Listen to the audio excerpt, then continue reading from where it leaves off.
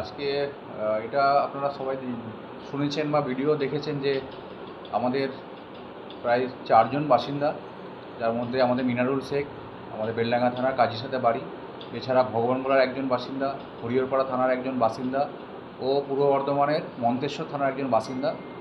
তাদের একটা video viral হয় যেখানে দেখা যায় যে তারা বাংলাদেশে তাদেরকে বিএসএফ পুশব্যাক করেছে, এরকম একটা ভিডিও আমরা সোশ্যাল মিডিয়াতে পাই। সেই সোশ্যাল মিডিয়াতে খবরটা পাওয়ার পরই আমাদের মুর্শিদাবাদ ডিস্ট্রিক্ট পুলিশের পক্ষ থেকে এসপি স্যারের পুরোটাই নেতৃত্বাধীনে আমরা সেখানে যোগাযোগ করা হয় এবং যোগাযোগ করে এদের বাড়ির লোকের সাথে যোগাযোগ করে সমস্ত ডেটা আমরা কালেক্ট করি। ডেটা কালেক্ট করার পরে জানা যায় যে তারা এখানকারই বাসিন্দা। তারপরে আমাদের এসপি স্যার, আমাদের যারা সিনিয়র অফিসার আছেন ওয়েস্ট বেঙ্গল পুলিশের, তাদের সাথে যোগাযোগ করে এবং বিএসএফের সাথে সেটা কোঅর্ডিনেট করা হয় এবং বিজিবির সাথে বিএসএফ ফ্ল্যাগ মিটিং করে তাদেরকে ফিরিয়ে নিয়ে আসে এবং আমরা কালকে রাত্রেবেলা তাদেরকে সেফলি আমরা মুর্শিদাবাদে নিয়ে আসা হয়েছে। মুর্শিদাবাদে নিয়ে এসে তাদের বাড়িতে পৌঁছে দেওয়া হয়েছে। ওর নাম মিনারুল শেখ, আর এছাড়াও ভবনগড়ার একজন বাসিন্দা ছিল, আর হরিহরপাড়া থানার একজন বাসিন্দা, আর একজন হচ্ছে আপনার পূর্ব বর্ধমানের বাসিন্দা। এই ধরনের অনেকেই যারা বাংলাদেশে পাঠিয়ে দেওয়া হচ্ছে সে বিষয়ে কী বলতে? যেগুলো আমাদের কাছে স্পেসিফিক খবর আসে, আমরা সেই খবরগুলোকে আমাদের হাইয়েস্ট লেভেলে সেগুলোকে টেক আপ করা হয় এবং টেক আপ করে কনসার্ন যে এজেন্সি আছে বিএসএফের সাথে আমরা ব্যাপারটা করি, তাদের সাথে সমস্ত ডেটা শেয়ার করা হয় এবং ডেটা শেয়ার করে যে তার কাউন্টার পার্ট যেটা বাংলাদেশে আছে বিজেপি, তাদের সাথে তারা ফ্ল্যাগ মিটিং করে এবং সেই ইস্যুগুলোকে ওখানে রেজ করা হয় এবং তারপর বিজেপির সাথে কথাবার্তা বলে তাদেরকে আবার সেফলি তাদেরকে ফিরিয়ে নিয়ে আসা হয়। এছাড়াও আমাদের ডিস্ট্রিক্টের তরফ থেকে যেখানেই যা সমস্যা হয়, আমাদের এখানকার পরিযায়ী শ্রমিকরা যেখানেই যায়, আমরা যদি কোথাও খবর পাই যে এরকম কোনো ঘটনা ঘটছে, আমরা সঙ্গে সঙ্গে সেই কনসার্ন স্টেটের থানা লেভেলে হোক বা ডিস্ট্রিক্টে এসপি লেভেলে সেটা কথাবার্তা বলে সেই ম্যাটারগুলোকে লুক আফটার করা হয় এবং তাদেরকে সেফলি আবার ফিরিয়ে নিয়ে আসা হয়।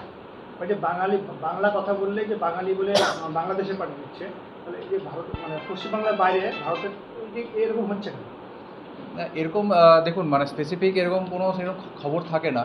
এবার যে খবরগুলো আমরা পাই বাড়ির লোকের মাধ্যমে, সেইগুলোকে আমরা সঙ্গে সঙ্গে লুক আফটার করা হয় এবং কনসার্ন যে স্টেট আছে বা কনসার্ন যে এজেন্সি আছে তার সাথে যোগাযোগ করা হয়।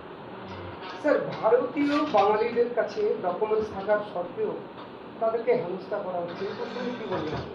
এটা দেখুন, এটা আমার এখতিয়ারের মধ্যে পড়ছে না। এটা পুরোপুরি এটা অন্য স্টেটে হয়েছিল। আপনার মুম্বাইতে ঘটনাটা ঘটেছিল। মুম্বাই পুলিশ এদেরকে ডিটেন করে, তো তারপর তারা কনসার্ন বিএসএফের সাথে যোগাযোগ করে পুরোটাই করেছিল। কিন্তু আমরা যখন জানতে পারি বা আমাদের কাছে সোশ্যাল মিডিয়ার মাধ্যমে যে ভিডিওটা ভাইরাল হয়েছিল, আমরা যখন জানতে পারি, আমরা বাড়ির লোকের সাথে যোগাযোগ করে এবং আমাদের এসপি স্যার হাইয়েস্ট লেভেলে সেটাকে নিয়ে গিয়ে সেটা কনসার্ন যে বিএসএফ আছে বিএসএফের সাথে যোগাযোগ করা হয়, বিএসএফকে পুরো ব্যাপারটাকে বলা হয়। ওরাও ব্যাপারটাকে বুঝতে পেরে যে আমাদের বাংলাদেশ বর্ডার গার্ড যেটা আছে বিজেপি, তাদের সাথে কথাবার্তা বলে কিন্তু তাদেরকে সেফলি নিয়ে আসা হয়েছে। আমরা যেখানেই খবর পাই আমরা কিন্তু সেখানে সেই জিনিসটাকে আমরা চেষ্টা করি যাতে জিনিসটাকে লুক আফটার করে তাকে সেফলি বাড়ি নিয়ে আসে। স্যার, আপনাদের প্রশাসনের পক্ষ থেকে ভারতীয় হিসাবে বাঙালিদেরকে কোন ডকুমেন্টস ওনারা গ্র্যান্ট করবেন, এই প্রসঙ্গে যদি একটু বিস্তারিত বলেন। না, অ্যাজ এ বাঙালি হিসেবে তো নয়, আমরা অ্যাজ এ ইন্ডিয়ান সিটিজেনশিপের যেটা আমাদের ভোটার কার্ড আছে, আধার কার্ড আছে, পাসপোর্ট আছে, এগুলো তো আমাদের অ্যাজ এ ইন্ডিয়ান হিসেবে, বাঙালি হিসেবে তো আলাদা কোনো আইডেন্টিটি হয় না।